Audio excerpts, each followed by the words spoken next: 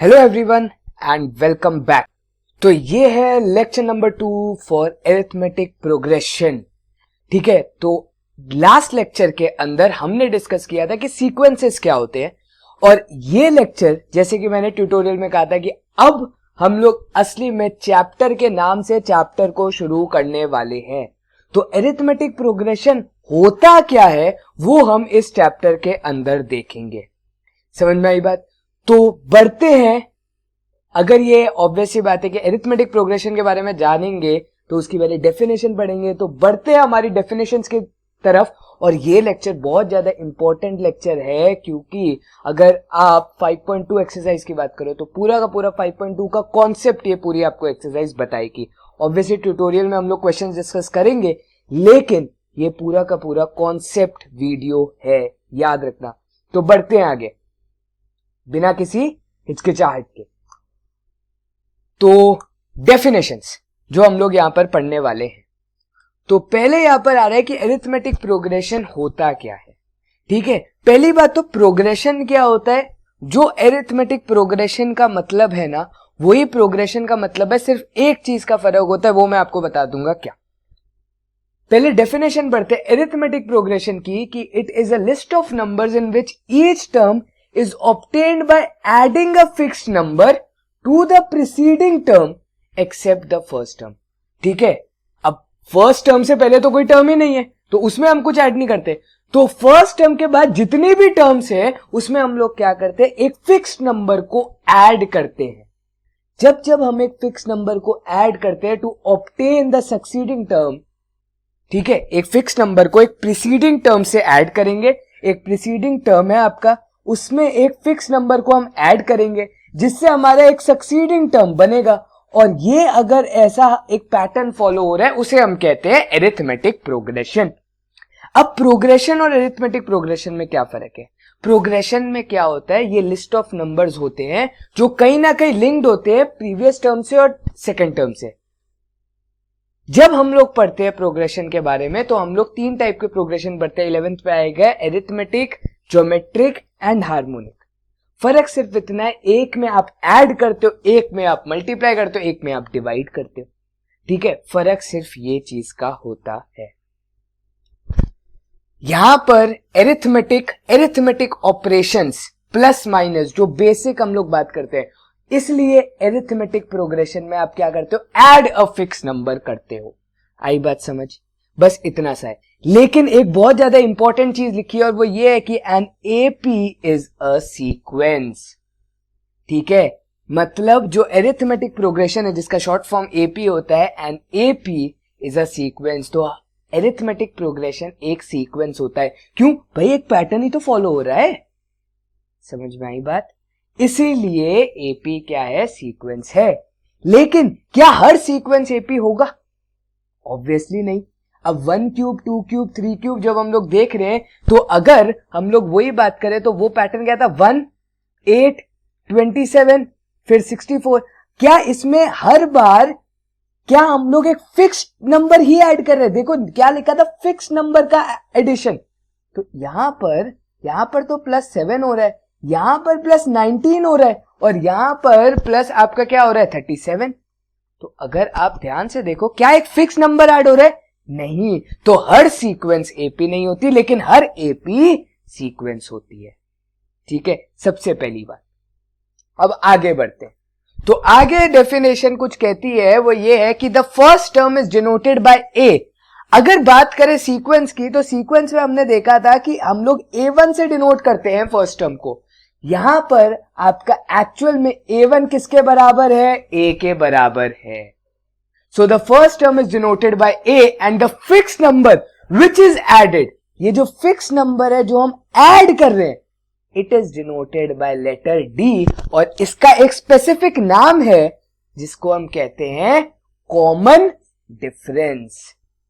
ठीक है, अब इसको common difference क्यों कहते हैं? common का मतलब जो सब में एक जैसा हो। ठीक है, तो अभी अगर मैं एक AP की बात करूं, अगर मैं एक जनरलाइज्ड AP लिखूं, क्या ये एक एपी है? बिल्कुल है। क्यों है? यहां पर अगर मैं देखूं तो यहां पर आप कर रहे हो +1, यहां पर भी आप कर रहे हो +1, यहां भी +1, यहां भी +1।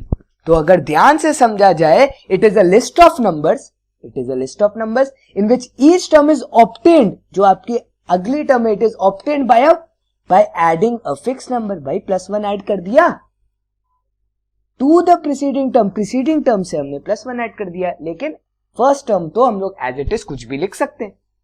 ठीक है, तो ये एपी है। अब इसको कॉमन डिफरेंस क्यों बोलते हैं यार? देखो कॉमन का मतलब हर जगह सेम ही तो है। जो इन दोनों नंबर्स के बीच में डिफरेंस है, वही तो इन दोनों नंबर्स के बीच में डिफरेंस है, वही तो इनके बीच में भी और वही इसके बीच में भी है, तो इसलिए कॉमन डिफरेंस। ठीक, तो अब जो सबसे ज्यादा इंपॉर्टेंट है वो है general form of an AP. अगर आप लोग ने अगर चैप्टर 3 पढ़ा होगा तो ax plus B Y plus C is the general form of an line. एक लाइन का एक जनरल फॉर्म है वो, वैसे ही एक एपी का जनरल फॉर्म होता है। और एपी का जनरल फॉर्म क्या कहता है? ये इस पैटर्न में फॉलो होता है, a plus D, a plus 2d, A plus 3d। Check करते हैं ऐसा इसने क्यों बोला। यही पैटर्न को लिखते हैं यहां पर 1 2 3 4। a is equal to 1 which is your first term, तो a1 हो गया। d यहां पर हमने निकाला कि +1 है, ठीक है, तो 1 + 1 is equal to 2, 1 + 2 into 1 is equal to 3, 1 + 3 into 1 is equal to 4। अब क्या आप मुझे ये बताओ, क्या ये भी एक आपका एपी है? ये भी एक एपी है। अब ये क्यों एपी है? फर्क सिर्फ ये है कि इस हर नंबर के अंदर अगर मैं +(-1) कर दूं तो मेरा आंसर अगला टर्म बन जाएगा। तो a मेरा हो गया 0 के इक्वल, d मेरा हो गया -1 के इक्वल, 1 की जगह -1। तो यहां पर देखते हैं 0 plus of -1 is -1, 0 plus 2 into -1 मतलब -2। देखो ये पैटर्न आपका फॉलो हो गया, मतलब ये भी आपकी क्या है? एक एपी है। तो एपी का जनरलाइज फॉर्म क्या होता है? a plus D, a plus 2d, a plus 3d ऐसे फॉलो करता जाता है, where a is your first term and d is the common difference. Important, आई बात समझ? ये बेसिक है चैप्टर का, ठीक है। तो अगर मैं आपको अगर एक सीक्वेंस नहीं, अगर मैं आपको एपी दूं, मतलब 2 4 6 8 10, तो क्या आप मुझे यहीं से देखते ही बता सकते हो कि ये एपी है कि नहीं? कैसे बताओगे? बहुत सिंपल सी बात है, आप देखोगे कि आपकी फर्स्ट टर्म क्या है? ए है, और जो कॉमन डिफरेंस आ रहा है हर टर्म में वो आपका क्या है? +2 है, तो इट इज एन एपी। खत्म हो गई बात, ठीक है। तो ये था आपका पहली स्लाइड। अब बढ़ते आगे, मैंने कहा था ये बहुत इंपॉर्टेंट लेक्चर है, तो अगली स्लाइड पे बढ़ते हैं और ये कहता है कि general term of an AP. तो general term of an AP होता क्या है समझते हैं। पहली बात याद करते हैं, सीक्वेंसेस वाले लेक्चर के अंदर हमने पढ़ा था general term is denoted by N, याद? ठीक है, तो यहां पर भी आपकी एन कुछ ना कुछ होगा, ठीक है। तो बढ़ते आगे, the general form of an AP is a plus D, a plus 2d, a plus 3d and so on. तो अगर मैं इधर ध्यान से देखूं, क्या मैं, क्योंकि लास्ट स्लाइड के अंदर मैंने बताया कि एपी आपका क्या एक सीक्वेंस ही है, तो क्या मैं ये बोल सकता हूं ये मेरा a1 हुआ, ये मेरा a2 हुआ, ये मेरा a3 हुआ, ये मेरा a4 हुआ, ऐसे मेरा बढ़ता जाएगा कहां तक? Up to an, where an is the general term of an AP. तो अगर इस चीज को ध्यान से देखें, बहुत ही प्रैक्टिकली एक चीज देखना, क्या दिखाता हूं आपको कुछ, कि a2 is equal to a1 plus D.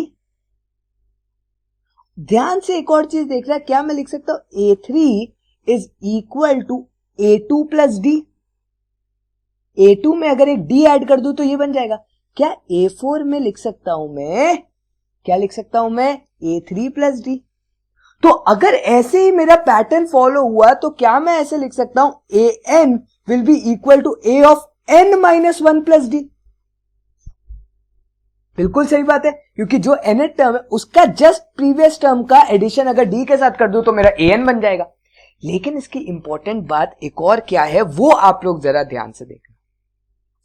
अगर मैं a2 लिख रहा हूं a1 में और A2 में डिफरेंस क्या है D का। अगर हम लोग ये भी ध्यान से देखें, क्या मैं A1 को ऐसे लिख सकता हूं A प्लस 0 इंटू डी? क्या मैं A2 को ऐसे लिख सकता हूं A प्लस 1 इंटू डी? क्या मैं A3 को ऐसे लिख सकता हूं A प्लस 2 इंटू डी? यार यही तो लिखा हुआ है एक्चुअल में। और अगर मैं इन चीज का पैटर्न फॉलो करूं तो क्या ये एक्चुअल में ये लिखा हुआ है A plus 1 minus 1 into D, A plus 2 minus 1 into D, A plus 3 minus 1 into D. And similarly ये भी क्या लिखा है, A4 है आपका, लिखा है A plus 4 minus 1 into D.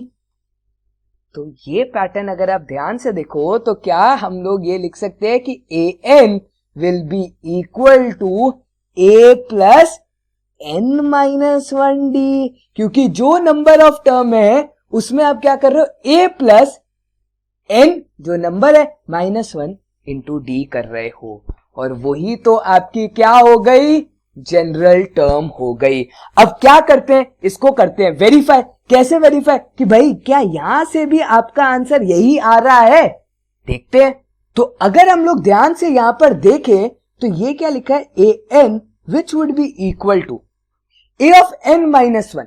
अगर a of n minus 1 मेरा 2 होगा, मतलब n minus 1 में, तो क्या बन जाएगा a plus n minus 1 minus 1 into D, और प्लस आपका क्या बचेगा, d बचेगा। तो एक तरीके से क्या लिखा है, a plus n minus 2 into D लिखा है, प्लस d। अब अगर आप इसको एक्सपैंड करोगे तो ये क्या बन जाएगा, ये आपका बन जाएगा a plus N D minus 2d plus d। तो ये क्या बन गया, माइनस 2d प्लस डी क्या बन गया, सिर्फ और सिर्फ माइनस d। तो इसको क्या हम वापस लिख सकते हैं, a plus N D minus D. तो ये एक्चुअल में क्या बन गया, way d will be common, a plus N minus 1d बन गया, और यही तो हमारा डिजायर्ड आउटपुट था। तो हमारा general term of an AP क्या होता है, a plus N minus 1d होता है। तो ये एक पैटर्न फॉलो हो रहा है और उससे हमने डिराइव किया कि general term of an AP क्या होता है। आई बात समझ? तो बढ़ते हैं अब हम आगे अगली स्लाइड के साथ। तो अगली स्लाइड में क्या है, how to check whether a given list of numbers is an AP. ठीक है, ये कैसे हम चेक करें। अब general form of an AP तो आपको पता है। अब अगर कैसे हम लोग चेक कर सकते कि एपी है, एक जनरल फॉर्म के अंदर आपने अभी अभी देखा था कि A1, A2, A3, A4 ये थे। तो अगर मैं A2 माइनस A1 कर रहा था तो मेरा आंसर हमेशा D आ रहा था, या फिर हमने अभी अभी देखा कि A2 is equal to A1 plus D।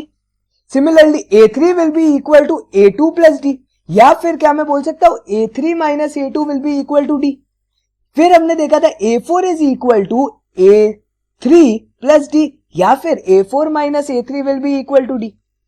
तो अगर हम ध्यान से देखें बिटवीन ईच सक्सेसिव टर्म्स, अगर हम उनका डिफरेंस निकालें, दो सक्सेसिव टर्म्स के बीच में अगर हम लोग डिफरेंस निकालें, अगर वो हमेशा क्या है, D के इक्वल आए, तो इसका मतलब क्या होगा, वो हमेशा क्या होगा, AP होगा।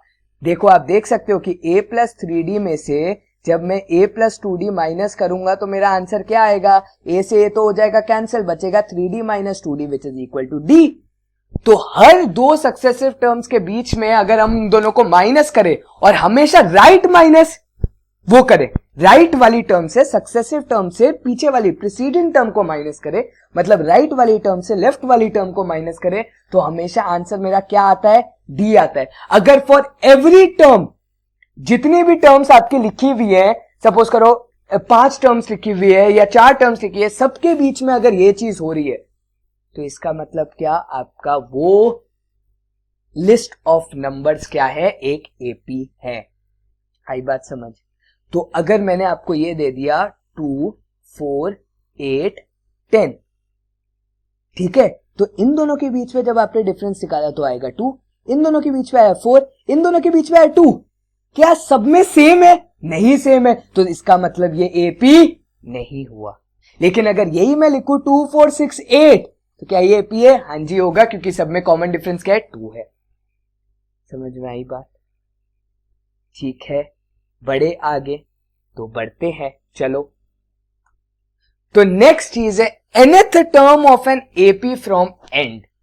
इसका मतलब क्या कि अगर आपको एक एपी दी गई है जो कि है a plus D, a plus 2d and up to ऐसे जा रहा है, कहां तक, an तक जाएगा, a plus n minus 1d तक। लेकिन ये आपका एक जनरल एपी का फॉर्म है। लेकिन अब आपको क्या दिया हुआ है कि अब आपको पीछे से एक टर्म निकालनी है जिसका आंसर आपको ढूंढना है। समझना बात को, अभी तक हम क्या कर रहे थे, लेफ्ट से राइट जा रहे थे, इंग्लिश लिख रहे थे, अब हमें उर्दू लिखनी है। समझ में आई? तो फर्क क्या है कि अब मेरा था ये A1, ये मेरा था A2, ये मेरा था A3 और ऐसे मैं जा रहा था कहां तक, AN तक। लेकिन अब उल्टा है, मेरा AN बन गया A1, A of n minus 1 बन गया A2 और ऐसे मुझे कोई एक nth टर्म तक जाना है। मतलब मुझे अब पीछे से मेरी सीक्वेंस, मेरी AP को शुरू करना है। तो nth term of an AP from and मेरा क्या होगा वो हम लोग निकालते हैं और इसके मैं दो तरीकों से आपको निकाल के बताऊंगा। तो जैसे कि हमने देखा पीछे से अब मुझे जाना है, लेट सपोज पीछे से मुझे nth टर्म पर, जो उससे पूछा nth टर्म पर जाना है, तो हम क्या करते हैं, यहां पर n लिखा हुआ है तो हम लोग इस एपी में डिफाइन करते हैं कि मेरी जो जनरल टर्म्स है वो क्या है, a plus D, a plus 2d, up to क्या है मेरे पास, a plus m minus 1d है। ठीक है, हम लोग वेरिएबल दूसरा डिफाइन कर ले रहे so that nth term from and निकाल पाए। अब अगर मुझे ये करना है तो ध्यान से देखना, मेरे जो nth टर्म होगा वो क्या बन जाएगा, a1 बन जाएगा, मतलब am जो mth टर्म होगा वो मेरा a1 बन जाएगा। जो मेरा a times m minus 1 terms होगा वो मेरा a2 बन जाएगा। ठीक है, जो मेरा a m माइनस 2 टर्म होगा वो क्या बन जाएगा, a3 बन जाएगा। एक चीज समझ में आ रही है? अगर मैं ऐसे सीक्वेंस को फॉलो करूं तो अगर आप ध्यान से एक चीज को एनालाइज कर पाओ तो a1 मेरा am है, ठीक है, am क्या है, a plus m minus 1 d, a of m minus 1 क्या है मेरा, a plus m minus 2 d।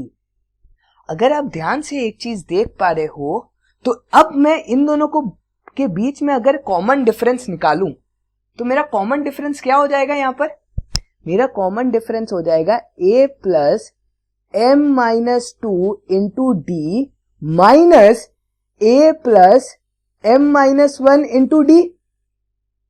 क्या ये मेरा कॉमन डिफरेंस हो जाएगा? बिल्कुल हो जाएगा। अब माइनस करते, a से a तो आपका कैंसिल हो जाएगा। अब ये क्या बचा है, ये बना आपका md minus 2d minus md plus d, क्योंकि minus of minus 1 will be plus 1, md से md भी हुआ आपका cancel, minus 2d plus d क्या होता है, माइनस d के इक्वल। तो इसका मतलब अब जो मेरी AP बन गई उसका कॉमन डिफरेंस क्या हो गया, माइनस d हो गया, क्योंकि हम पीछे से शुरू कर रहे हैं। ध्यान से एक एग्जांपल लेकर के सोच लेते हैं ना, 1 2 3 4, अगर पीछे से शुरू करूं तो मेरा डिफरेंस तो माइनस 1 होगा ना, अगर मैं इसको 4 3 2 1 लिखूं तो, और अगर आगे से शुरू करूं तो मेरा डिफरेंस प्लस 1 हो जाएगा ना। तो बस मुझे मेरा डिफरेंस मिल गया माइनस डी। तो अगर मुझे पीछे से nth टर्म निकालनी है तो मैं डायरेक्टली an का फॉर्मूला डाल देता हूं, और an का एक्चुअल में फॉर्मूला क्या होता है, a plus n minus 1d। ठीक है, लेकिन यहां पर अगर मैं पीछे से an निकाल रहा हूं तो मेरा a1 क्या है, am के इक्वल, तो वो क्या बन जाएगा, am plus n minus 1 into मेरा d क्या है यहां पर, माइनस d है। समझ में आई बात? तो यहां पर जो मेरा फॉर्मूला बना वो बन जाएगा a plus m minus 1 into D plus n minus 1 into minus D. तो अगर इसको मैं सिंप्लीफाई करूं, ठीक है, तो ये कैसे बन जाएगा, ध्यान से देखना, a तो आपका रहेगा as it is plus m d, ये बनेगा आपका md, ये बनेगा आपका माइनस d, ये बनेगा माइनस nd, ये बनेगा प्लस d। तो ध्यान से देखो, ये प्लस d से ये माइनस d आपका क्या हो जाएगा, कैंसल्ड आउट हो जाएगा। तो ये, और यहां से अगर आप m माइनस n को कॉमन ले लो और ये आपका बन गया d। तो nth term from end will be equal to a plus m minus n into D, where m term is the general term of an AP. am आपका क्या है? जनरल टर्म है। ठीक है, एक एग्जांपल लेकर के अभी इसको सॉल्व करूंगा। ये आपका एक जनरलाइज्ड फॉर्मूला आया। ठीक है, ये आपका क्या आया? एक जनरलाइज्ड फॉर्मूला आया। अब यही चीज को डिराइव करते हैं दूसरे मेथड से। ठीक है, कैसे? देखते हैं, ध्यान से देखें। अगर आप एक सीक्वेंस मतलब एपी लिख रहे हो 1 2 3 4 ऐसे जा रहा है, अगर मैं ये सपोज करो जा रहा है आपका 5 6 7 और 8 तक। ठीक है, suppose I am finding the fourth term from and, तो फोर्थ टर्म फ्रॉम एंड क्या होगा? 1 2 3 4, मतलब आंसर 5 आना चाहिए। अगर मैं यही चीज को आगे से देखूं तो आगे से मेरे कौन सी टर्म आई है? तो ये तो मेरी फिफ्थ टर्म आई। अगर मैं फोर्थ टर्म पूछ रहा हूं तो मेरा आंसर आया फिफ्थ टर्म आगे से। अगर मैं थर्ड टर्म पूछूंगा तो आंसर क्या आएगा? मेरा sixth term from the end आएगा। चीज देख पा रहे हो? अगर मैं यहीं से टोटल नंबर ऑफ टर्म्स कितनी है मेरे पास? 1 2 3 4 5 6 7 8, टोटल नंबर ऑफ टर्म्स मेरे पास 8 है। अगर मैं फोर्थ टर्म पूछ रहा हूं तो मेरा आंसर आ रहा है 5। जब मैं फोर्थ टर्म पूछ रहा हूं तो आंसर आ रहा है 5। जब मैं थर्ड टर्म पूछ रहा हूं तो आंसर आ रहा है 6। सपोज अगर मैं सेकंड टर्म पूछूं तो मेरा आंसर आएगा क्या? 7। तो अगर आप देख पा रहे हो, अगर मैं इधर से माइनस का साइन डाल दूं इन दोनों में, 8 माइनस 4 इज 4, और अगर मैं प्लस 1 कर दूं तो क्या मेरा आंसर 5 आ जाएगा? अगर मैं 8 माइनस 3 करूं तो आंसर 5 है। 5 प्लस 1 कर दूं, क्या मेरा आंसर 6 हो जाएगा? क्या 8 माइनस 2 इज इक्वल टू 6 होता है? प्लस 1 कर दूं, क्या मेरा आंसर 7 आ जाएगा? बिल्कुल आ जाएगा। तो यहां से अगर आप देख सकते हो, अगर मैंने आपको क्या बोला था, 8 मेरा क्या है? जनरल टर्म है, मतलब mth टर्म है, और मुझे nth टर्म फ्रॉम n ढूंढना है, तो क्या 8 मेरा m है? ठीक है, A8 होगा, ये A1 है, ये A2 है, ये A3 है, A4 है, A5 है, A6 है, A7 है और A8 होगा। तो A8 मेरा m है, माइनस n है, प्लस 1 है, which would be equal to that term which you want to find out. So finally अगर हम यहां से देखें, अगर आपको nth टर्म फ्रॉम एंड निकालना है तो वो टर्म क्या बन जाएगी? a of m minus n plus 1 from the start बन जाएगी। क्योंकि यही तो हम कर रहे थे कि nth term from and, fourth term from and is actually fifth term from the start. समझ में आई बात? तो वही तो हमने निकाल दिया कि हमारा फाइनल आंसर क्या आया? a plus m minus n plus 1 minus 1 into D. क्योंकि अगर मैं इसको a ऑफ n मान लू इस पूरे को, तो ये क्या लिखा जाएगा? a plus n minus 1 into D, और n की जगह जब मैं m minus n plus 1 substitute करूंगा तो वैसे लिखा जाएगा, और माइनस 1। तो ध्यान से देखे तो स्टार्ट से अगर आप देखो तो एक फाइनल फॉर्मूला एग्जैक्टली वही बन रहा है जो हमने प्रीवियस स्लाइड में निकाला। समझ में आया? तो ये आपका एक जनरलाइज्ड फॉर्मूला हो गया कि m अगर लास्ट टर्म है, n अगर आपका वो nth टर्म जो आपको निकालनी है, तो nth टर्म फ्रॉम एंड का ये एक जनरलाइज्ड फॉर्मूला हो गया। या फिर जैसे हमने प्रीवियस केस में निकाला था, प्रीवियस केस में हमने क्या निकाला था कि an फ्रॉम द एंड, मतलब अगर पीछे से देखें, ये तो हमने क्या निकाला? फ्रॉम बिगिनिंग निकाला, फ्रॉम द स्टार्ट निकाला हमने। अगर हम पीछे से निकालें तो पीछे से हमने क्या लिखा था कि लास्ट टर्म हमने लिखा था। ठीक है, लास्ट टर्म जो हमारी क्या थी? am थी, और उसमें हमने क्या किया था? Plus n minus 1 into minus D किया था। तो या फिर हम लोग ये क्या लिख सकते हैं कि last term minus times n minus 1 into D भी अगर करो तो आपको पीछे से वापस वही टर्म मिल जाएगी। तो आपके पास दो जनरलाइज्ड कॉन्सेप्ट आ गए कि अगर आपके पास एक सीक्वेंस दिए हुए है 1 2 3 4 5 6 7 8, तो आप अगर आपको फोर्थ टर्म फ्रॉम एंड निकालनी है तो दोनों तरीके से निकाल सकते हैं। फोर्थ टर्म फ्रॉम एंड निकालती है तो आपका a क्या है भाई? 1 है। ठीक है, फोर्थ टर्म m कितना है आपका 8 है, n कितना है 4 है और d कितना है यहां पर 1 है। तो फोर्थ टर्म फ्रॉम एंड क्या हो गया, आंसर आपका 5 आ रहा है। यहां से देख लो भाई, फोर्थ टर्म फ्रॉम एंड आपका आंसर क्या आ रहा है, 5 आ रहा है। अब पीछे से अगर देखे, वही चीज को देखे, उसी कॉन्सेप्ट को यहां पर एनालाइज करें, तो अब क्या था, फोर्थ टर्म फ्रॉम एंड अगर मुझे निकालनी है तो मैं क्या लिखूंगा, last term that is 8 minus n क्या है अब आपका 4 है, 4 माइनस 1 इंटू डी कितना है मेरा 1, तो ये क्या आ गया 8 माइनस 3 तो आ गया विच इज इक्वल टू 5। तो दोनों मेथड से हम क्या कर सकते हैं, इसको सॉल्व कर सकते हैं। आई बात समझ में। अगर आपको पीछे वाला सही लगे कि last term minus n minus 1d, तो ये बहुत इजी है, क्योंकि फर्क क्या है, लास्ट a की जगह आपको लास्ट लिखना है और बस प्लस n माइनस 1d की जगह से माइनस n माइनस 1d करना है। लेकिन इसमें क्या है, आपको ये लर्न करना है a plus m minus 1d, आपको m माइनस n d आपको लर्न करना पड़ेगा। फर्क सिर्फ इतना ही है। तो यहां पर आपका लेक्चर होता है खत्म। आई होप आपको कुछ नया सीखने को मिला होगा। ठीक है, एक इंटरेस्टिंग सी चीज है, एपी के बारे में काफी कुछ जानने को मिला होगा। नेक्स्ट लेक्चर आएगा आपका ट्यूटोरियल का, जिसके अंदर ये सारे के सारे क्वेश्चंस करके बताऊंगा कि इसके रिलेटेड क्वेश्चन होते कैसे हैं। ठीक है, तो मिलते हैं हम लोग अगली ट्यूटोरियल वीडियो में। टिल देन दिस इज योजित बसीन signing off from T70। I hope you enjoyed it and आपको कुछ नया सीखने को मिला होगा। Thank you guys for watching. Meet you in the next lecture. Thank you.